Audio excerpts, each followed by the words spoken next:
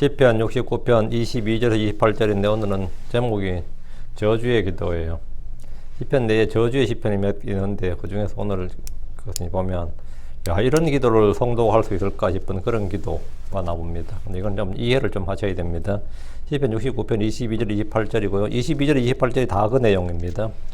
28절 같이 읽읍시다. 이게 제일 심한 거죠. 같이 읽읍시다. 그들을 산자들의 책에서 지우사 의로운 자를 함께 기록하지 마소서. 그들을 산자들의 책에서 지워지게 하시소. 우리 이제 수동태를 이제 주로 능동태로 번역한 함정적 특징 중에 하나가 이 번역자가 이 수동태를 잘 못 견뎌해요. 이제 수동태만 보면 능동태를 바꾸고 싶어서 좀 어쩔 줄 모르는 그런 경향이 좀 있는 분이에요. 그래서 이제 그들이 생명의 책에 산자들의 책에서 그러니까 생명의 책에서 되고요. The Book of Life, The Book of Living인데 산자들의 책에서 책으로부터 지워지게 하시고 이제 이 말이죠. 그리고 의로운 자들과 함께 기록되지 않게 하옵소서. 기록되지 않게 하옵소서. 이제 이렇게 주어가 이제 그들이죠. 그럼 이제 그런 수동태가 되는데 이제 능동태로 바꿔가지고 그냥 하나님께서 그들을 이렇게 하는 걸로 이렇게 이제 이렇게 하는 게 맞는지 모르겠습니다. 하여튼 시편 69편 28절은 이제 저주의 기도했는데 저주죠. 이게 이렇게 해달라고 기도하는 거니까 잠깐 기도합시다. 위대하여 거룩하신 주여 하나님 감사합니다. 하나님께서 은혜와 복을 주셔서 저에게 복을 주심을 감사하고 생명을 주셔서 감사하고 아버지 저희가 이루 말할 수 없는 또 생각할 것 이상으로 넘치도록 은혜 베풀어 주셔서 감사합니다. 하나님 아버지 하나님 오늘 주의 말씀을 살펴보고자 합니다. 저희 눈을 열어서 이 말씀을 보게 해주시고 또 말씀의 이 주의 법에서 놀라운 것들을 늘 발견하고 깨닫게 해주시옵소서. 저희 지각을 늘 열어주시옵소서. 또 저희 듣는 귀를 열어주셔서 참 듣는 자는 깨달을지어다 하신 말씀대로 저희가 하나님의 말씀을 자각을 깨닫게 해주시고 주의 뜻을 잘 이해하는 그런 성도를 되도록 도와주시옵소서. 이걸 성경 기록들을 열어서 펼쳐 보여주시고 저희 마음에 이 말씀들을 또 쌓아둘 수 있도록 또 이 말씀들이 뿌리 내릴 수 있도록 인도하여 주시옵소서. 하나님 아버지 하나님 저희 매주 이 시간에 하나님의 말씀을 선포합니다.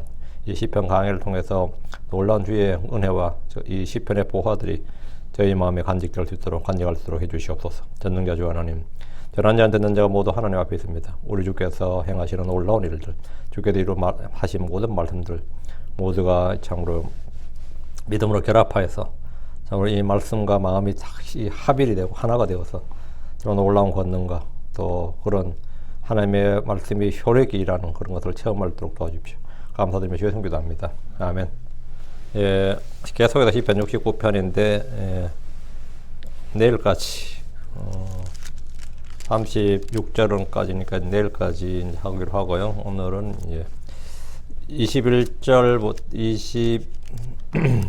22절부터 28절까지 이건 이걸 이제 주로 주의 원토들에 대한 저주의 기도, 또 저주의 시편이라고 불리는 말씀입니다. 이걸 이해하지 못해서 많은 분들이 고민을 많이 했어요. 어떻게 구약의 다윗과 같은 위대한 성도가 이런 기도를 할 수 있을까? 그리고 이것이 삼상수훈이나 신약과 맞는가? 이런 부분으로 우리 하나님의 말씀을 올바로 나누어 공부하니까 문제가 안 되는데 그렇지 않는 분들한테는 상당히 고민스럽죠, 실제로. 크리스천들은 흔히 성경을 생명의 말씀, 생명의 책, 생명의 법도, 생명의 법 이렇게 말하죠. 맞죠? 동시에 성경은 저주와 정죄와 사망을 함께 선포하는 말씀입니다. 이 책은 생명의 책도 맞는 말이고 저주의 책도 맞는 말이에요. 생명의 책도 맞는 말이고 사망의 책도 맞는 말이라고. 성경에서 저주란 말이 처음 사용된 존재는 누굽니까? 잘 알다시피 뱀이죠. 주님께서 처음으로 창세기 3장에서 뱀에게 에덴의 동산에서 여자를 속였던 뱀에게 내가 이 일을 행하였으니 내가 모든 가축과 들의 모든 짐승보다 더 저주를 받아 배로 다니고 평생토록 흙을 먹을지니라. 이거 보면 내가 모든 가축과 들의 모든 짐승보다 더 저주를 받아 이랬잖아요. 그 말은 뭐예요? 다른 가축과 짐승도 저주를 받았다 안 받았다? 받았어요. 받았는데 더 저주를 받아. 뱀은 더 저주를 받아서 배로 다니고 평생토록 흙을 먹을지니라 이랬는데 이 뱀은 옛뱀, 용마귀라 불리는 사탄입니다. 그는 자신을 빛의 천사로 가장하는 자입니다. 다음으로 저주를 받은 대상은 이제 땅입니다. 땅. 주께서 아담에게 창세기 3장 17절에 땅은 너로 인하여 저주를 받았고 너는 평생토록 고통 중에 땅에서 호상을 먹으라. 아담이 지음 받을 때 그 몸의 출처가 뭐예요? 소울스가 흙이잖아요. 땅이라고. 그래서 땅을 다스린 자로 지음 받았는데 땅을 다스린 자로 지음받은 아담이 아담에게 땅을 저주해 버렸으니까 어떻게 된 거죠? 아담은 이 땅을 마음대로 하기가 힘들어진 거죠. 땅에서 나는 것을. 땅은 너로 인하여 저주를 받았고 너는 평생도록 그 고통 중에 땅의 소산을 먹으리라. 땅의 소산을 먹으리라. 사람은 땅의 흙으로 지음받았고 땅에서 나는 것을 먹고 살다가 땅으로 돌아갑니다. 땅이 저주를 받아서 가시와 엉겅퀴를 냅니다. 사람의 손이 닿는 곳에는 반드시 weed, 잡초가 있습니다. 그렇죠. 여러분이 담벼락에 뭘 심으려고 해도 평소에는 없던 게 여름에 뭘 심으려고 뭐 호미를 대든지 삽을 대든지 하여튼 뭘 심으려고 마음 먹고 딱 된 순간에 어제까지 안 보이던 잡초가 weed가 거기 자랍니다. 그게 정원을 만들 때 그건 뭐 이건 필연이에요. 하나님께서 반드시 그곳에 거기는 사람이 뭘 심으려고 하고 기르려고 하는 곳에는 그게 밭이든 정원이든 뭐든 거기는 weed, 잡초가 자라요. 하나님께서 사인으로 보여주시는 거예요. 다음으로 저주를 받은 존재가 이제 가인이죠.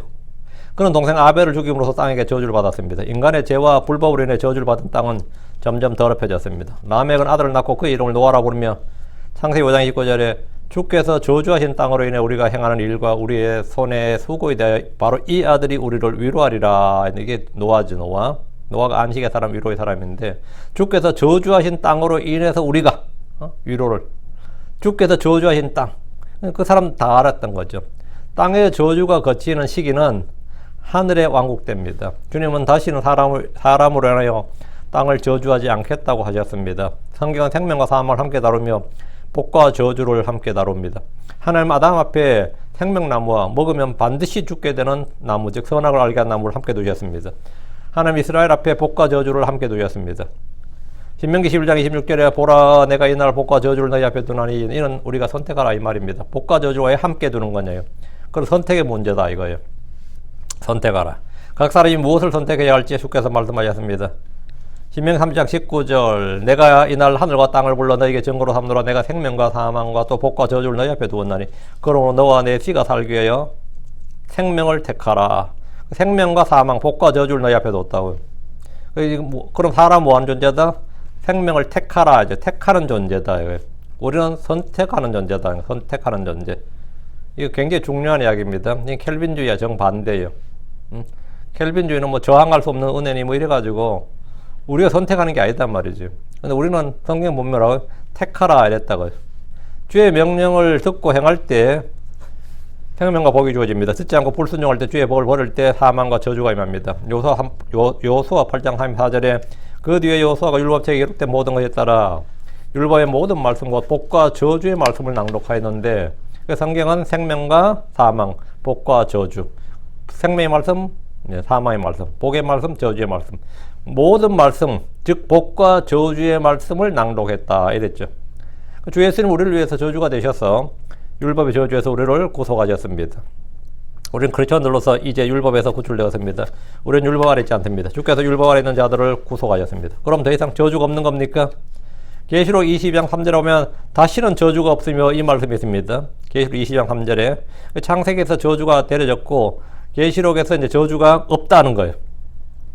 계시록 22장은 다시는 저주가 없으며 그때까지 이 땅에 사는 사람들, 그때까지 이 땅에 사는 모든 사람들은 저주가 있다 이거예요. 어떤 사람이 주 예수 그리스도를 사랑하지 않으면 그는 주께서 임하심으로 저주를 받습니다. 복음을 믿지 않는 자는 여전히 정죄와 저주 아래 있습니다. 은혜의 복음 외에 다른 복음을 선포하면 그는 저주를 받습니다. 갈라디아 1장 9절에 우리가 전에 말한 같이 내가 지금 다시 말하노니 만일 어떤 사람이 너희가 받아들인 것 외에 어떤 다른 복음을 너희에게 선포하면 그는 저주를 받을지어다 했습니다. 율법 행위에 속한 자들, 율법 아래 있고자 하는 자들은 다 저주 아래 있습니다. 하나님 우리에게 하늘에 속한 모든 영적인 복으로 복을 주셨습니다. 하나님은 예수 그리스도를 통해서 아브라함의 복을 우리에게 임하게 하셨습니다. 크리스천들은 복을 받은 자고 복된 사람입니다. 자, 그럼 본문을 보겠습니다. 자, 저주의 기도, 저주의 시편으로 있는데 22절 그들의 상이, 여기서 상은 식탁입니다. 테이블. 그들의 상이 그들 앞에 올무가 되게 하소서. 더하여 그들의 안녕이 될 수 있었던 것, 즉 그것이 함정이 되게 하소서. 여기 22절에 우리 흠정리 그들이 행복이 되어서야 할 일인데 행복이 아니고 웰페어예요. 웰페어. 그들의 안녕, 그들의 안녕이 되어서야 할, 우리가 안녕하죠. 인사말로 주로 쓰죠. 안녕하십니까? 이게 뭐죠? 평안하고 탈이 없습니까? 지금 평안하고 탈이 없습니까? 안녕 인사할 때 그거 쓰죠. 그 경찰의 역할이 뭐죠? 군대의 역할이 질서와 사회적 질서와 안녕을 지키는 거예요. 뒤에 중요한 말, 질서다 이 뭐라고? 안녕이라고. 평안을 지키는 거라고. 그들의 상이라는 건 식탁을 말한다 그랬고, 그들이 먹고 마시는 거, 삶의 부유함을 표현한 말이 그들의 상입니다. 식탁에 빵이 없는 것이 가난이고 주림입니다. 그건 고통이죠. 언제나 식탁 위에 음식을 가득 차릴 수 있다면 그건 부자입니다. 그들의 상이 그들 앞에 올무가 되게 하소서. 이 말은 그들이 얻은 양식과 돈과 풍요로움, 부유함, 그들이 먹고 마시는 것, 그들의 상이 말이에요. 그들 앞에 올무가 되게 하소서. 재앙이 되게, 해가 되고 재앙이 되게 해달라는 겁니다. 이는 그들의 폭력과 도둑질과 살인과 강탈과 같은 의가 없는 소득으로 부자가 되었기 때문입니다. 의가 있는 소득은 주께서 주신 복입니다. 그러나 대환란 때는 짐승과 거짓 예언자에게 경배하고 충성하는 자들이 아니면 부자가 될 수가 없습니다. 짐승의 표가 없이는 물건조차 매매가 불가능하기 때문에 주의 명령을 지키는 자들, 주 예수님의 믿음을 가진 자는 궁핍과 주림과 가난으로 찌들게 됩니다. 그날의 이 땅의 부자들은 그들이 범만큼 그들의 죄가 됩니다. 그들이 범만큼 그들의 죄가 돼요. 큰 부자는 큰 죄인이라 단정할 수 있는 큰 부자와 죄가 이 뭐라고요? 일치하는 시기. 큰 부자는 큰 죄인이라 단정할 수 있는 시대가 대환란 때입니다. 구약이나 신약에서는 그런 게 성립하지 않는데 대환란 때 그게 성립한다고요. 부자는 곧 뭐라고요? 죄인이다. 부자는 곧 죄인이다. 야고보서 5장 1절에 자 이제 너희 부자들아 너희에게 이 말 너희의 비참한 일들로 인하여 슬피 울며 부르짖으라. 부자가 뭔 죄라고 왜 부자들한테 왜 이런 말씀하시는 거예요? 자 이제 너희 부자들아 할 때 너희 부자들아 여기 이게 바로 환란 성도들 대환란 때 이야기한 거죠. 대환란 때 부자는 비참한 일들로 인하여 그 비참한 일 임하고 슬피 울며 부르짖으라는 거예요. 구약에서 부자는 아니죠. 구약에서 부자는 복을 받은 자로 인정받았습니다. 신약에서 부와 재물을 모으는 일은 전혀 죄가 아니었습니다. 재물을 신뢰하는 것, 돈을 사랑하는 것이 죄가 되지만 부자가 되는 것을 저주하거나 정죄하는 일은 성경에 없습니다. 그런데 본문은 그들의 상이 그들 앞에 올무가 되게 하소서 이랬죠. 여기서 그들이 누구냐면 앞에서 반복해서 언급된 주의 원수들입니다. 주의 원수들, 의의 원수들, 복음의 원수들, 십자가의 원수들이 야곱의 고난과 주의 날이라 불리는 큰 환란은 온 땅에 거하는 자에게 올무같이 임합니다. 누가복음 21장 35절에 그날이 온 지면에 거하는 모든 자들에게 올무같이 임하리라. 올무같이 임하리라. 그날의 성도들은 이 끝까지 믿음을 지켜야 됩니다. 이 구절은 사도 바울이 주 예수님과 복음을 믿지 않고 배척한 유대인들 향해서 사용했습니다. 로마서 11장 9절이 이 구절 인용한 거예요. 로마서 11장 9절에 또 다윗이 이르되 이 말이 뭐냐면 시편 69편 22절에 이르되 이 말이에요.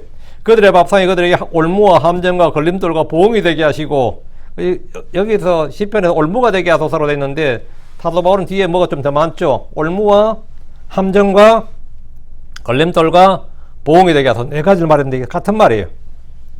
좀 더 이제 신약에서 하나님께서 성령께서 좀 더 expound 설명을 해놓으신 거죠. 그 구절을 좀 더 주석을 다르신 거라고요. 그러니까 주 예수님을 죽이고도 회개하지 않고 복음을 전하는 사도들과 교회를 핍박하는 믿지 않는 유대인들 향해서 이 구절을 이용해서 이 사도 바울이 저주를 선포한 거예요. 그 복음의 원수들, 십자가 원수들, 의의 원수들에 대해서 이 저주를 선포했다고. 사도 바울은 동족 유대인들을 위해서 자기가 저주를 받을 수 있다고 되어 있습니다.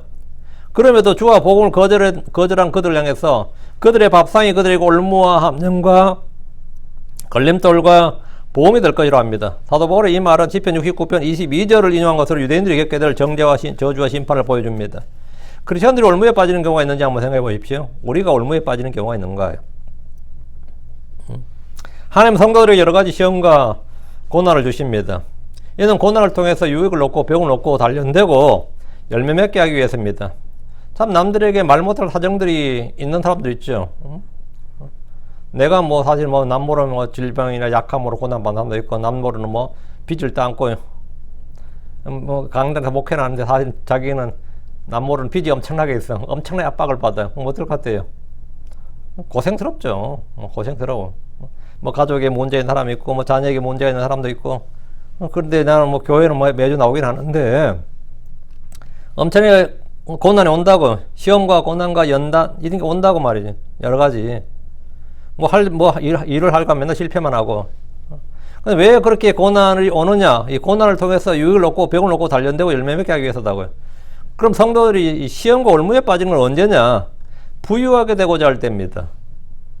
디모데전서 6장 9절에 그러나 부유하게 되고자 하는 자들은 사람들을 파멸과 멸망에 빠지게 하는 시험과 올무 여러 가지 어리석고 해로운 욕심에 떨어지느니라. 여러분, 파멸과 멸망에 빠지게 하는 시험과 올무에, 그냥 시험과 올무, 달려나른 시험이 아니란 거죠.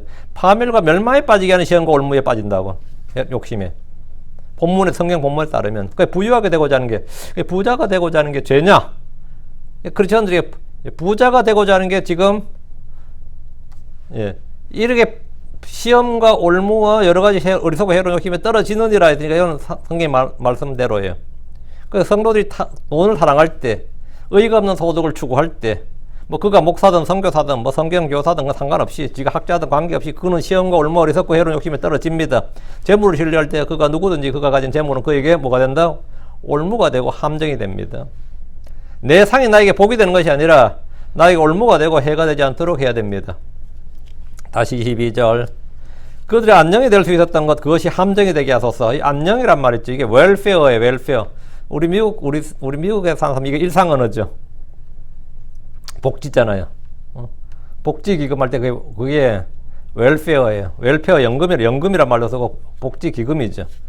미국에서는 그 일상으로 사용되는 말이 웰페어인데, 지금 말로는 복지란 뜻입니다. 후생, 복지 후생할 때 후생, 이 정도가 이제 웰페어인데, 성경에는 이제 웰페어란 단어 7번 나오는데 7구절이 이제 통일되게 말을 만들려면, 이제 말이 되려면 안녕 정도의 안녕, 아니면 번영, 건강, 행운 등의 의미로 사용됩니다. 우리말에 안녕이란 말이 주로 인사말에 사용되는데 그 정확한 의미를 모르고 쓰는 분들이 많아요. 안녕이란 단어를. 안녕이란 몸의 건강이나 재산이나 기분 상태 등의 아무런 고통이나 어려움이 없고 평안한 것, 그게 안녕입니다.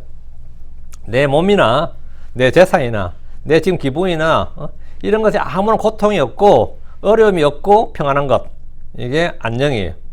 그 히브리인들은 하도 고통이 많으니까 맨날 샬롬 인사한 게, 샬롬, 그게 평안이거든요. 평안, 화평.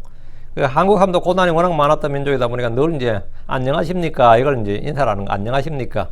그러니까 뭐 지금 몸이나 집안이나 일이나 뭐 하는 모든 게 고통이 없고 어려움이 없고 평안하시냐, 이 말이에요. 경찰의 업무를 말할 때 경찰이 이 시민들의 뭘 한다? 시민의 안녕과 질서를 위해서 일한다, 이래요. 안녕과 질서를 위해서 일한다. 요즘은 경찰 슬로건이 그런지 모르겠어요. 저희 어릴 때에도 경찰서마다 붙어 있었단 말이 시민의 안녕과 질서를 위해 일하는 사람, 그게 경찰의 정의였습니다. 시편 기자는 그들의 안녕이 될 수 있었던 것, 그들의 안녕이 될 수 있었던 것, 그것이 그들에게 함정이 되게 해달라, 이랬어요. 이 행복이라는 말은 좀 넘어간 것 같아요. 웰페어를 번역을 다 하는 거 없어서 아마 행복이랬던 것 같은데, 개역에는 화평인가 평안으로 번역했고요. 안녕이 가장 정확한 말 같습니다.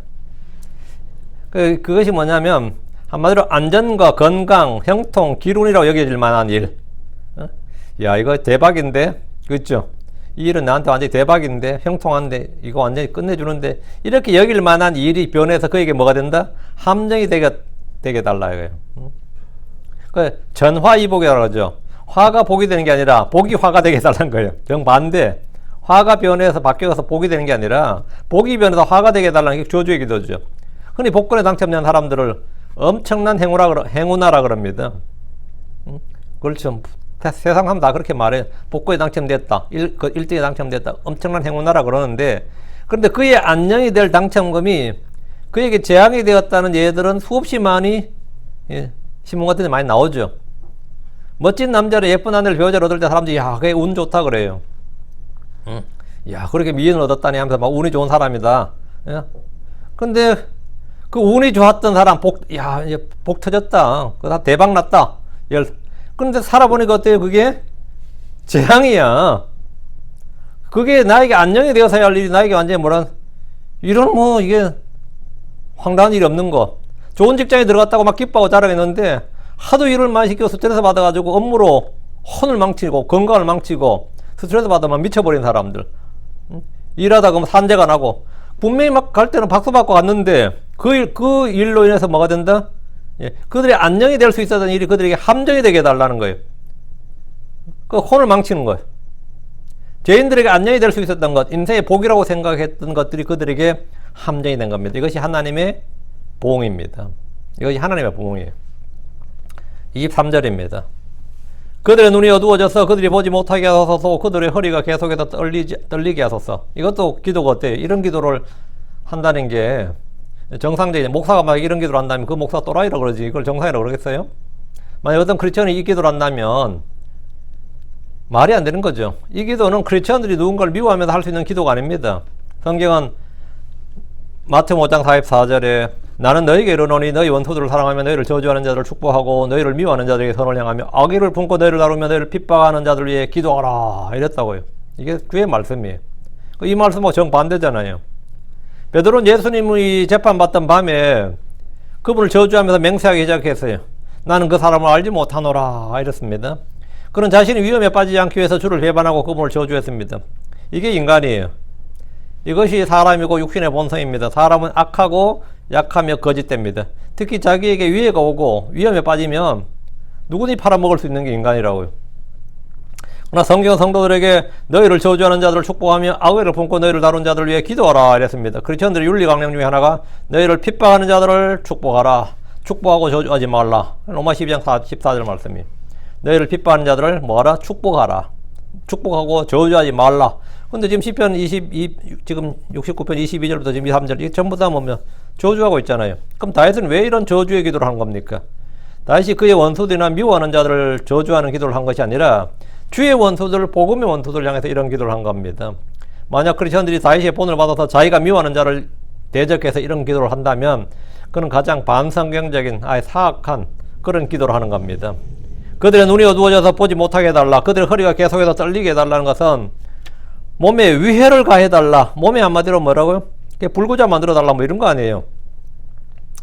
이는 그들이 더 이상 악한 눈을 뜨고 악을 자행하는 일을 멈추게 해달라는 겁니다. 이 본문의 의미는 그들의 눈이 어두워져서 그들이 보지 못하게 하소서. 이 말은 그들이 더 이상 악한 눈을 뜨고 악을 자행하는 일을 하지 못하게 해달라 이 말입니다. 소돔의 롯의 집은 둘러싼 동성애자들, 그 소돔의 그 롯의 집을 둘러싼 사람들 한번 생각해 보세요. 소돔에 있던 롯의 집을 둘러싼 사람들이 다 누구죠? 동성애자들이었습니다. 근데 주의 전사들이 그들의 눈을 멀게 하는 재앙이 내렸어요. 창세기 9장 11절에 작은 자든 큰 자든 그 집에 문에 있던 그 집 문에 있던 남자들을 다 쳐서 눈을 멀게 하니 예 그들이 문을 찾느라 힘들어하더라. 갑자기 다음에 실명해 버린 거예요. 엘리사를 잡으러 온 시리아의 군대를 향해서 엘리사가 주께 기도했습니다. 원하건대 이 사람을 치사 눈을 어둡게 하소서. 이렇게 엘리사의 기도대로 주께서 그들을 치사 눈을 어둡게 하셨습니다. 신약에서 우리 주님은 눈을 열어주시는 분입니다. 육신의 눈을 열어주실 뿐 아니라 지각의 눈을 밝혀주셨습니다. 마음의 눈먼 자들의 눈을 열어주셨습니다. 다시는 이들의 눈을 열어달라고 한 것이 아니라 지금 본문 눈을 어둡게 해달라고 했습니다. 그들의 눈이 악했기 때문입니다. 그들의 허리가 계속해서 떨리게 하소서. 이 말은 더 이상 몸으로 죄를 짓는 일을 못하게 해달라는 말입니다. 허리가 떨리면 그는 제대로 앉고 일어서지도 못합니다. 허리 아파 본 사람들은 다 압니다.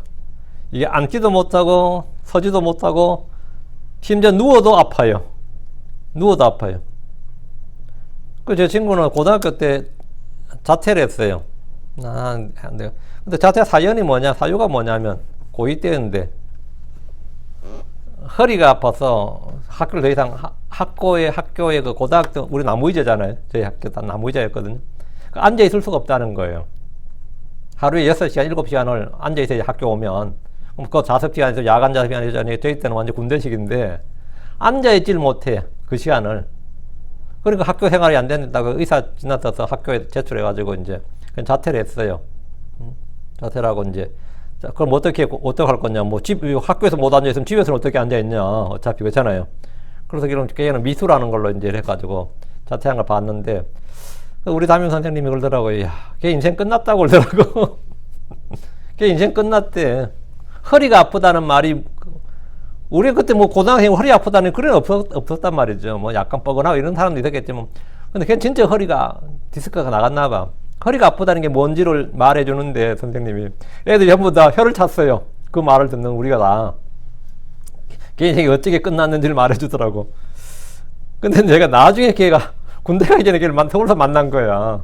고등학교 때 헤어진 애를 서울서 만났어. 근데 걔 군대 간다는 거야. 네 허리 아파서 자퇴한 애 군대를 어떻게 가냐고. 좀 나았다는 거야. 아, 자, 아프려면 좀 군대를 안 가서 해야지. 거기서 나오면 어떡해. 아, 이거 뭔 이런 황당한 일이 있냐. 응? 제가 그랬던 기억이 있어요. 그래서 본문에 뭐라고? 아팠다 나았다가 아니에요. 그들의 허리가 계속해서 떨리게 하소서 이 말이죠. 계속, 이거는 진짜 저주지. 허리가 계속해서 떨린다는 말은 뭐예요? 응? 그럼 걸을 수도 없고 달릴 수도 없습니다. 이 말은 뭐냐? 몸을 죄의 도구나 악의 병기로 쓰지 못하게 해달라 이 말이에요. 몸 아파버리면 죄 못 져요. 허리가 떨리면, 허리가 계속 떨린다. 이 사람은 도둑질도 못하고 강도질도 못하고 아무것도 못해. 싸우지도 못하고. 성도들의 몸은 주의 성전이고 주께 드려지는 의의 도구, 의의 병기, 의의 악기, 의를 연주하는 악기가 되어야 된다고. 의를 발산하는 도구, 의를 향하는 어떤 병기가 되어야 되는데 이 몸이 우리가 주의 성전이니까. 그런데 이 허리가 계속 떨린다 이 말은 죄의 도구, 죄의 병기로 쓰지 못하게 해달라 이거예요. 바울은 예수님을 배척하고 죽이고 모독에 서며 복음 전도자를 핍박하는 유대인들 향해서 이 구절을 인용해서 말했습니다. 로마 11장 10절에 그들의 눈이 어두워져서 그들이 보지 못하게 하시며 그들의 등이 항상 굳게 하소서 하느니라. 여러분 시편에서는 그들의 허리가 떨리게 하라 그랬죠. 근데 바울은 그들의 등이 항상 굽게 하소서. 등이 굽는다는 게 어떤 의미 같아요? 물론 뭐 곱추가 된다든가 이렇게 우리가 허리가 너무 아파가지고 똑바로 서지를 못해서 등이 굽는다. 이것도 한 이제 문자적 물리적 의미가 되고 하나는 이제 주를 대적했던 유대인들 이 말씀대로 영적 지각의 눈, 마음의 눈이 어두워진다. 이거 하나 하고 주를 보지 못하는 거죠. 그리고 그 등이 굽어진다. 이 또 한 정확한 의미는 그들이 온 세상에 흩어지고 종으로 노예로 살게 하는 거예요. 종으로 노예로 살면 어떻게 되죠? 주인 앞에서, 누구 앞에서 똑바로 서지 못하고 항상 등을 굽힌 채 살게 되는 거예요. 누구 앞에서 똑바로 서면 주인은 보게 허리 안 숙여, 고개 안 숙여 이래 되는 거예요. 그러니까 고개를 숙인다, 허리를 숙인다는 건 뭐죠? 등을 굽게 한다는 말은 자신 자체가 항상 이렇게 꺼부정하게 그 말은 종으로 포로로 노예로 한번 낮은 지위로 살게 해달라 이 말이네. 이건 굉장히 저주의 기도입니다. 주인은 항상 당당하죠. 주인은 항상 당당하고 허리가 딱 펴지고 있잖아요. 근데 종은 건강한 몸을 가진 종도 주인 앞에 설 때는 뭐죠? 살짝 굽혀야 된다. 이렇게 허리를 굽혀야. 그게 바른 자세예요. 종의 자세가 그래요. 그래서 그게 등을 굽게 하고서 이랬는데 이스라엘은 이 말씀대로 2000년간 이렇게 참 등을 굽힌 삶을 살았죠. 24절입니다. 주의 경로를 그들 위해 쏟아부으소서. 또 주의 몹시 노여운 분노가 그들을 붙잡게 하소서. 그 주의 경로, 주의 몹시 노여운 분노, 이게 대환란이죠. 이 역시 주의 원수들에 대한 대적과 주의 기도입니다. 주의 경로를 그들 위해 쏟아부으소서. 이 말은 대환란의 고난을 말합니다. 어린 양의 분노, 어린 양의 진노라잖아요. 오늘 일상에서 죄인들에게 이런 심판이 집행되는 것이 아닙니다. 우리가 사는 악한 현 세상에서는 악한 자들이 더 형통하고 성공하고 부자가 되고 권세를 잡고 그래서 평안하게 살다가 늙어 죽습니다. 그렇죠? 평안하게 살다 늙어 죽어요. 악하게 번 돈을 또 자식들에게 대대로 물려주기도 합니다. 그 뭐 늘 좀 하는 한국에서 늘 하는 말이 뭐죠? 친일파의 후손은 뭐 3대 4대가 잘 먹고 잘 산다 그런 말 하죠.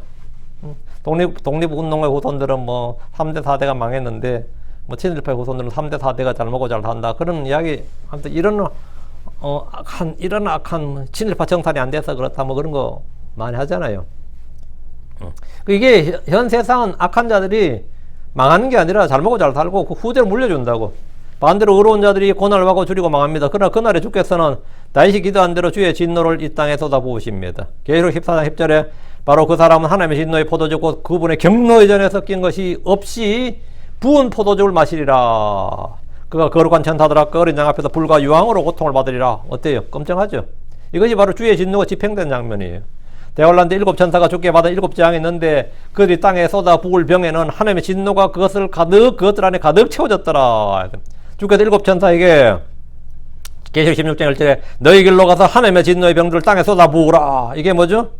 주의 경로를 그들에 쏟아 부으소서. 이게 바로 계시록 16장 1절이 정확하게 24절, 이 시편 69편 24절의 성취예요. 주의 몹시 노여운 분노가 그들을 붙잡게 하소서. 주님께서 천사들에게 그러잖아요. 너희 길로 가서 하나님의 진노의 병들을 땅에 쏟아 부으라. 또 쏟아 부으라고. 첫째 천사가 자기 병을 땅에 쏟아 부으면 짐승의 표를 가진 사람들과 그의 형상에게 경배한 자들에게 악취가 나고 몹시 아픈 헌데가 생깁니다. 둘째 천사가 그의 병을 바다에 쏟아부으면 바다가 죽은 사람의 피같이 되어서 모든 살아있는 혼이 바다에 죽게 됩니다.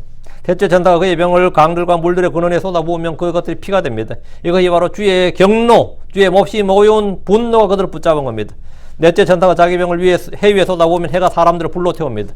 다섯째 천사가 그의 병을 짐승의 자리에 쏟아부으면 그의 왕국이 어둠으로 가득하고 그들이 아픔으로 인하여 자기 혀를 깨웁니다. 주의 진노가 쏟아부어지기를 기도한 다윗의 기도가 대환란 때 문자 그대로 이 땅 위에 이 땅에 사는 사람들 위에 쏟아부어지고 성취가 됩니다. 주의 몹시 노여운 분노가 그들을 붙잡습니다. 일곱째 천사가 주의 진노를 쏟아부으면 큰 지진이 일어나고 예루살렘이나 민족들의 큰 도시들이 무너지고 큰 바벨론이 불타 멸망합니다. 또 모든 섬이 사라지고 하늘도 보이지 않습니다. 하늘에서는 무게가 1달란트나 되는 큰 우박이 사람들 위에서 떨어집니다. 이것이 몹시 주의 몹시 노여운 분노가 그들을 붙잡는 겁니다. 25절입니다. 그들의 처소를 황폐하게 하소서. 그리고 아무도 그들의 장막에 거하지 못하게 하소서. 그들의 처소를 황폐하게 하소서. 그들의 장막에 아무도 거하지 못하게 하소서. 거기 아무도 못 산다고요. 여기서 말하는 그들은 다윗의 개인적인 원수나 적들 아닙니다. 본문이 말하는 그들의 처소에는 에돔이나 모압 족속 같은 이스라엘 원수들, 바빌론과 같이 주를 대적한 이교도들의 처소를 말합니다. 예레미야 10장 25절에 주를 알지 못한 이교도들과 주의 이름을 부르지 아니하는 아니하는 가족들 위해 주의 경노를 부으소서. 그들이 야곱을 먹고 삼키며 소멸시키고 그의 처소를 황폐하게 하였나이다. 그러니까 이교도들이 이스라엘을 완전히 황폐하게 했다고요. 그 소돔과 고모라의 왕궁이나 고급 주택을 한번 생각해 보십시오. 그들은 이스라엘 멸했다 좋아하지만 주님께서 그들을 흔적도 없이 불타고 사라지게 한다 이 말입니다. 지금 실제로 그래 됐습니다. 유다가 배교했을 때 예루살렘의 성전과 왕궁과 그리고 거기 있던 모든 집들은 다 불탔습니다. 그 도시를 황폐하게 되었습니다. 그들의 처소를 황폐하게 하고 그들의 장막에 가지 못하게 하라는 것은 도시의 멸망이죠. 민족의 멸망이고 큰 바빌론의 멸망이나 로마의 멸망은 헐리우드 영화 이야기가 아닙니다.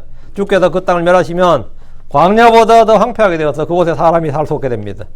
에스겔 6장 14절에 내가 이와 같이 내 손을 그들 위에 내밀어 그들의 모든 처소에서 그 땅을 황폐하게 하되 참으로 디블라 쪽을 향한 광야보다 더 황폐하게 하리. 내가 주인 줄을 그들이 알리라 하라. 주님께서 그들을 그곳을 광야보다 더 황폐하게 했다. 그래서 지금 중동이 그 땅이 다 사막인 겁니다. 그 옛날부터 사막이었던 게 아닙니다. 옛날부터 지금처럼 그런 게 아니었다고요. 주님께서 그 땅을 황폐하게 해서 광야보다 더 황폐하게 되어서 사막이 된 거죠. 내가 주인 줄을 그들이 알게 하리라. 26절. 이는 그들이 주께서 치신 그를 핍박하였기 때문에 여기 주께서 치신 그 언더라인. 예. 주께서 치신 그를 핍박하였기 때문이다. 이에 그들이 주께서 상하게 하신 그들의 슬픔에 대하여 말하나이다. 주께서 치신 그 이 말은 다윗 자신을 말한 것으로 보이지만 예수 그리스도에 대한 예언입니다. 예수 그리스도는 우리의 고통을 짊어지고 우리의 슬픔을 담당하셨습니다. 주께서 치신 그리스도에 대한 예언이라고요. 그런데 하나님께서 주님에게 이제 치신 거죠. 근데 사람들은 그분께서 주께 저주를 받았다, 하나님께 매를 맞았다, 고난을 당한다고 생각했습니다. 그분은 우리의 범법들로 인해 보상을 당하고 우리의 불법들로 인해서 상하셨습니다. 그분께서 징벌을 받으셨고 그가 채찍에 맞으셨습니다. 주의 원수들은 우리를 대신해서 율법의 저주가 되셔서 고난과 수치와 모욕과 멸시를 받으신 그분을 핍박했습니다.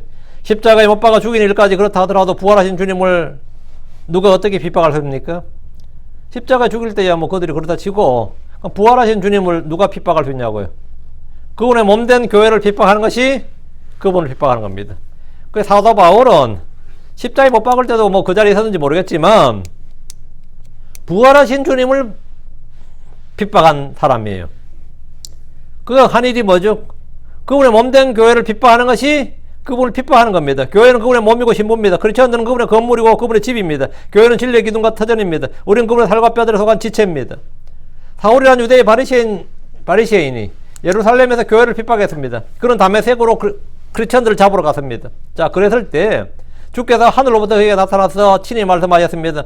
사울아, 사울아, 어찌하여 내가 나를 핍박하느냐? 교회를 핍박하고 있었는데, 크리스천들을 핍박하고 있었는데, 주님께서 어찌하여 내가 나를 핍박하느냐? 어찌하여 내가 교회를 핍박하느냐? 아닙니다. 어찌하여 내가 나를 핍박하느냐? 주께서 히브리 말로 사울아, 사울아, 어찌하여 내가 나를 핍박하느냐? 가시체로 걷어차기가 내게 고생이라. 이렇게 말씀하셨습니다. 교회를 픽박하는 것, 크리스천들을 픽박하는 것이 뭐다? 주님을 픽박하는 거예요. 대환란 때는 이스라엘을 픽박하는 것이 주를 픽박하는 겁니다.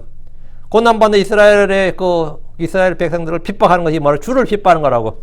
마태복음 25장 40절에 왕이 그들에게 대답하여 이르되 진실로 내가 너희에게 이르노니 너희가 이들 내 형제들 중에 하나에게 내 형제들 중에서 가장 작은 자야 하나에게 그것을 하였은즉 내게 하였느니라. 내 형제들에게 하는 거 그게 뭐라고? 내게 한 거라고. 그 작은 것 하나에게 작은 자 하나에게 그것을 하였은즉 내게 하였느니라. 우리는 형제들에게 하는 것이 주께 하는 것임을 알아야 됩니다. 이웃 사랑과 형제 사랑은 주를 사랑한 것입니다. 이웃을 멸시하고 형제를 멸시하고 미워하는 것은 주를 미워하는 겁니다. 우리가 이 여기에 대한 관점, 여기에 대한 이 이웃에 대한 이 사람에 대한 우리의 그 관점을 분명하게 해야 돼요. 이게 마음속에 관점이 분명하면 이웃 사랑, 형제 사랑에 대해서는 이 틀이 딱 잡히는 겁니다. 이게 안 되면 교회 와서도 서로 상처를 주고받고 많이 하죠. 뭐 교회도 죄인들의 모임인지라 이제 세상 사람보다 달리 이제 죄인이라고 인정한 자들의 모임이죠. 그리고 더 좀 세상 사람들보다는 악하고 험하게 살았던 사람들이 해본다 이 교회에 많이 옵니다. 그러다 세상 사람들이 교회를 멸시하게 되는 거죠. 교회 가는 놈들이 보니까 전부 다 지들보다 못한 사람들이라고. 그런 경우가 많아요. 그래서 우리가 변화된 모습을 보여야 되는데 그 변화된 모습을 뭘로 보여주냐고요. 하나님 한다고 하나님 보이는 것도 아니고 사람들이 보여줄 수 있는 게 아니라고요. 그 변화된 모습을 소위 말해 열매를 뭘로 보여주냐고요. 이웃 사랑, 형제 사랑이지. 옛날에 이웃에 거짓말하고 사기치고 도둑질하고 험담하고 욕설하는 사람이 이웃을 사랑하는 거. 이 이웃 사랑, 형제 사랑이 뭐냐? 그리스도인의 표지입니다. 그 이웃을 사랑하는 것 그것이 뭐냐? 이로써 사람들이 뭐라 너희가 내 제자인 줄 알리라. 내가 그리스도의 제자라는 이 표지, 책의 표지가 있잖아요. 침례금, 찬송가 이런 책에 이 표지가, 이런 표지가 있는 거예요. 이거, 이건 표지만 봐도 우리가 찬송가인 줄 알죠? 책에 표지가 있고, 저자가 있고, 제목이 있고, 이렇게 있잖아요. 성경도 마찬가지고, 어느 책이나 대부분 다 그렇게 있는데. 그 표지가 뭐냐요? 내가 그리스도인이라는 그 표지가 뭐냐, 이거. 사람들이 알고 볼 수 있는 표지가 뭐냐. 예, 그것은 바로 형제 사랑이에요. 형제 사랑. 형제에게 하는 것이 뭐 죽게 하는 것이라고. 그래서 너희가 무슨 일이든지 모든 일을 뭐라고? 죽게 하듯 하라 하는 거예요. 죽게 하듯 하라. 예. 그게 크리스천들의 또 노동관이지. 그게 우리가 할 때 이게 죽게 하듯 한다고. 거의 뭐 어디서 일하든지 다 내가 뭘 하든지 죽게 하듯 하는 것. 그것이 뭐냐? 그것이 너희로 하여금 유업의 상을 받게 하는 거다 말이에요. 보상을 받게 하는 아니라 했어요. 그러니까 그 죽게 하는 거기 때문에 주님께서 보상을 주시는 거예요. 이게 네가 뭐 네 이웃들한테 했지 나한테 했냐? 그건 말이 안 되죠. 네 이웃에게 한 것, 네 형제들 향해 뭐라고? 나에 대하여 한 것이니라. 이렇게. 그 냉수한 것을 떠주더라도 말이죠. 보상을 잃지 않는 자잖아요. 왜? 주님께서 내게 한 것이다 이거예요. 그 이웃 사랑, 형제 사랑은 주를 사랑한 것이다. 다시 26절. 이 말을 하는 나는 제대로 하고 있을까? 지금 이게 참 다시 한번 생각하게 됩니다. 26절입니다. 예, 그들이 주께서 상하게 하신 그들의 슬픔에 대하여 말하나이다. 주께서 상하게 하신 그들, 아까 주께서 치신 그였죠. 단수잖아요. 뒤는 주께서 상하게 하신 그들 복수죠. 주께서 누굴 상하게 했죠? 예, 이스라엘입니다.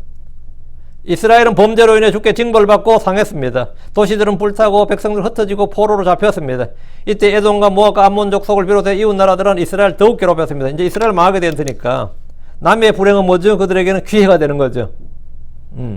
이들이 이스라엘의 친족이면서도 고통받는 이스라엘을 불쌍히 여기지 않았습니다. 요엘서 3장 3절에 또 내 백성을 놓고 제비를 뽑으며 창녀를 얻으려고 남자아이를 내주고 또 마시기 위해 포도주를 구하려고 여자아이를 팔아도다. 그러니까 이스라엘을 잡아가지고 창녀를 얻으려고 남자아이 내주고 뭐 술 마시려고 포도주를 구하려고 여자아이를 팔았다잖아요. 그게 뭐 애의 가치가 뭐 포도주와 뭐 창녀의 몸값밖에 안 되는 거지. 이 말씀은 이교도들이 이스라엘에 저지른 악행입니다. 그들의 슬픔에 대하여 말하나이다. 이 말은 남의 고통이고 나의 기쁨이고 나의 행복이고 나의 이익이란 겁니다. 이스라엘이 전쟁에 패하고 포로가 될 때 모압과 암몬은 그들을 동정한 것이 아니라 모욕하고 국경을 넘어 땅을 넓혔습니다. 그반의 2장 8절에 내가 모압에 모욕하는 것과 암몬 자손에 헐뜯는 것을 들었나니 그들이 이렇게 하여 내 백성을 모욕하고 그들의 경계를 향해 자신을 크게 하였느니라. 한마디로 뭐죠? 국경을 넓혔다고 영토를 침범했다 이 말이에요. 이 교도들은 주께서 상하게 하신 그들에게 고통을 더했습니다. 참 일본이 이 자위대만 있어가지고 그렇지 제대로 정상적인 군대가 있었으면 이번에 러시아하고 우크라이나 전쟁할 때 북방도선 4개 차지했어요. 응? 이런 기회가 없거든요. 이런 기회가. 한국도 통일된 국가하고 제대로 된 거면 옛날에 연해주 정도는 이 기회에 슬쩍 할 수 있는 그런 절호의 찬스야 사실은. 근데 우크라이나도 좀 약하고 남의 나라 원조 받아가지고 전쟁하는 나라 아니에요 지금. 그래도 잘 버티고 있지. 미국이 워낙 많이 도와주니까. 그러니까 지금 하니까 다른 나라들이 전부 다 침만 꼴딱꼴딱 삼키지만 감히 이제 이 후폭풍이 들어온 거죠. 전쟁 끝났어 러시아를 적으로 둘 거 생각하면 이제 하니까 우리도 뭐 손 못대고 일본도 지금 꼼짝 못하고 이렇고 있는 거지. 보통 남의 나라가 극심하게 피해를 받으면 우크라이나도 마찬가지. 만약에 러시아가 일방적으로 우크라이나를 강타해버렸으면 우크라이나 서쪽은 폴란드가 먹었어요 지금쯤은. 폴란드는 완전 기회지. 이런 기회가 없는 거죠. 이런 식으로 된다고. 근데 이스라엘이 완전히 망할 때는 모압이나 암몬은 어떻겠어요? 진짜 국경을 넓히는 거죠 이 기회가. 그게 뭐냐, 그들의 슬픔에 대하여 말하나이다 이거예요. 그래서 그 스가랴 1장 15절에 보면 또 안락하게 지내는 이 교도들을 아주 심히 기뻐하지 아니하노니 내가 내 백성을 조금 기뻐하지 아니하였거늘. 그러니까 주님께서 내 백성을 조금 기뻐하지 않았다. 왜? 이스라엘 배교와 불법 우상 숭배로 해서 주님이 이스라엘을 치셨단 말이죠. 그럼 내가 내 백성을 조금 기뻐하지 아니하였거늘 그들이 협력하여 고통을 다하였느니라. 그들이 협력하여 고통을 다하였느니라. 뭐 한 거예요? 이스라엘을 이게 박살내자, 없애버리자, 뭐 이래 된 거라고요. 남의 어려움을 말하면서 이득을 취하고 그들을 더욱 고통에 몰아넣는 이런 이웃사랑이나 형제사랑이 아닙니다. 이웃사랑 형제사랑이에요. 27절 그들의 불법에 불벌 더하소서. 그리고 그들을 주의 의 안에 들어오지 못하게 하소서. 불법에 불벌 더하라 이 말은 그들이 불벌 행할수록 그에 대한 형벌과 정죄 심판을 더해달라 이 말입니다. 땅에 불법이 가득 차면 하늘에서 심판이 쏟아집니다. 사람들이 죄를 지을수록 하나님의 진노는 더욱 커집니다. 그리고 다음 2절 그리고 그들을 주의 의 안에 들어오지 못하게 하소서. 율법은 주의 회중에 들어오지 못하리라 이 말씀 있죠. 신명기 3장 3절에 암몬족 속과 모압족 속은 주의 회중에 들어오지 못하리니 그들을 심지어 10대 이르기까지 주의 회중에 영원히 들어오지 못하리라. 주의 회중에 영원히 들어오지 못하리라. 왜? 그들이 이런 짓을 했기 때문이에요. 이스라엘 향해서 이스라엘이 고통을 받을 때 고통의 고통을 더 했기 때문입니다. 믿지 않는 자는 주의 안식에 들어오지 못합니다. 부정한 자는 주의 집에 들어오지 못합니다. 주의 원수들은 주의 의 안에 들어오지 못합니다. 이스라엘 안에 거하더라도 할례 받지 않은 타국인은 주의 성소에 들어오지 못합니다. 주의 의 안에 들어가지 못하는 것은 그들이 주를 믿지 않았고 주의 백성을 핍박했기 때문입니다. 28절 그들을 산자들의 책에서 지우시며 또 의로운 자들과 함께 기록하지 마소서. 주께서는 우리의 죄와 불법을 깨끗이 지우셨습니다. 그러나 주를 믿지 않고 대적하는 원수들을 산자들의 책에서 지우십니다. 지운다 이 말은 뭐냐, 책에서 그의 이름을 지운다 이 말은 이걸 이제 기록 말살형이라 그래요. 기록 말살형 들어보셨죠? 지금도 중국에 현존하는 법입니다. 그 중국 공산당에서 이제 밑보여서 뭐 공안에 잡혀갔어요. 그래서 재판을 받았는데 기록 말살형이라는 게 처해지면 어떤 연예인이 잡혀갔어요. 아니 스포츠 스타가 잡혀갔어. 중국에서 영웅이라 불리나 잡혀가면 기록 말살형에 처해지면 그 사람에 대한 모든 기록이 다 지워지는 거예요. 뭐 인터넷에 있는 사진까지 다 지워지고 그 사람이 영화에 출연했으면 그 부분은 영화의 그 장면은 삭제가 돼요. 영화에 이거 황당하죠. 지금처럼 인터넷 시대는 동영상이 얼마나 많아요, 현재. 근데 그거를 국가적 차원에서 그 사람 걸 다 그 데이터를 조사해가지고 다 지워요. 이야, 그거 완전 희한한. 응? 그리고 그 사람이 뭐 예를 들어 뭐 해군 출시다, 해군 대위 출시다, 뭐 당연히 그것도 지워집니다. 미국에는 없느냐? 있습니다. 미국도 기록말 살정이 있어요. 그건 뭐냐? 주로 이제 스포츠에서 많이 하는데, 유편이 그랬던가? 우승을 되게 많이 했어요. 그런데 거기 아동 그 학생 그 코치하고 뭐 학생 뭐 성추행에다가 뭐 그런 게 있었어요. 그 좀 미국 시끄러웠는데 그때 그 협회에서 내린 그게 뭐냐면 기록 말살정이었어요. 그 학교가 창립 이래로 우승도 엄청 많이 했거든요. 모든 기록을 말살하는 거예요. 몇 회 우승 같은 게 이제 없는 거죠. 다 말살된 거죠. 미국에서는 주로 이제 그런 사람, 그런 기록들. 근데 사실 메이저리그도 얼마 전에 뭐 치링 사건이 있었거든요. 근데 그 기록 말살정에 처해야 되는데 기록 말살정에 안 처했어. 그냥 아주 가벼운 뭐 코치 몇 명 뭐 1년 정지하고 이런 식으로 했는데 본래 정상적으로 하면 기록 말살정이에요. 근데 약물로 예를 들어서 뭐 홈런왕이 됐다. 그 박탈하잖아요. 박탈한 정도가 아니라 기록을 지우라 그런 게 있어요. 그 기록 말살정이라 그러는데 이게 성경에서 나온 겁니다. 성경이 지금 28절이 기록 말살정이에요. 그들을 산자들의 책에서 지우시며 또 의로운 자들과 함께 기록하지 마소서. 주님께서 산자들의 책에 있는 이름을 지운다 이거죠. 이 지운다는 건 뭐냐? 사망할 때 원래 지우는 거죠.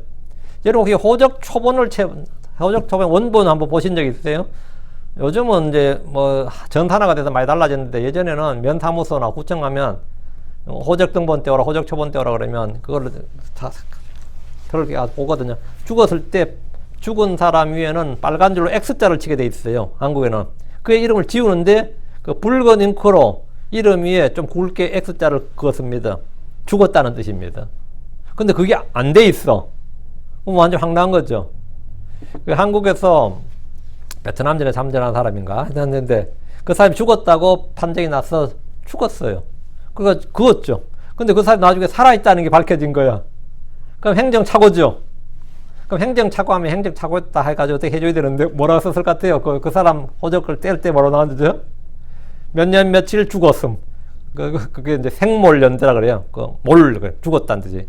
그리고 몇 년도 몇 년 며칠 부활했음. 이렇게 적혀요. 성경에 부활한 사람이 국가 기록으로 있어요, 지금. 하도 기가 차가지고 나는 죽은 적도 없고 부활한 적도 없다고 폭성을 내는 이야기를 봤어. 나는 죽은 적도 없고 부활. 근데 그 사람의 호적 기록에는 몇 년 전에 죽었고 몇 년 전에 부활했다고 돼 있어.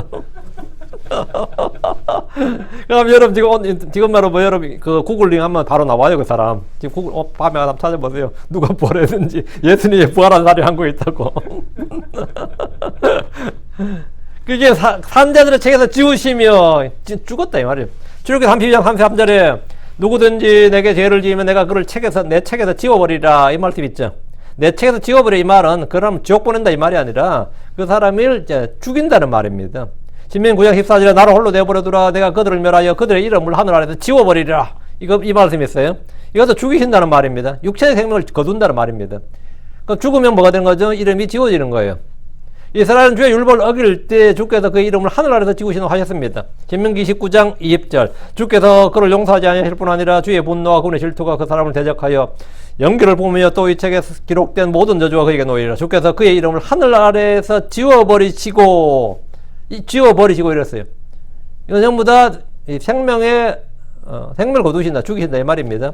주께서 이기는 자는 그의 이름이 생명에서 지워지지 않는다고 하셨습니다. 예로 3장 5절에 이기는 자고 그는 흰 옷을 입을 것이요 내가 그의 이름을 생명체에서 지워버리지 않냐고 그의 이름을 아버지 앞과 그분의 셔달 앞에서 시인하리라 했습니다. 우리의 이름은 하늘에 어린 양의 생명체에 기록되어 있는데 우리는 예수 그리스도로 한 영원한 생명을 얻었기 때문에 우리의 이름은 지워질 수가 있다 없다? 예, 우리가 영원한 생명을 가지고 있기 때문에 이름이 더 지워질 수가 없어요. 하나님이 지울 수가 없습니다. 크리스천들은 하늘의 어린 양의 생명체에 내 이름이 이루어지고 내가 영원한 생명을 소유하고 있기 때문에 지워질 수가 없습니다. 우리의 이름은 지워지지 않습니다. 주를 대적하는 원수들의 이름은 산자들의 책에서 지워진다. 산자들의 책에서 지워진다면 그 사람 사망했다 이 말입니다. 이것은 사실은 이제 학대해가지고 지옥까지 가는 건 아니고요. 산자들의 책에서 지워진다. 죽여달라는 기도입니다.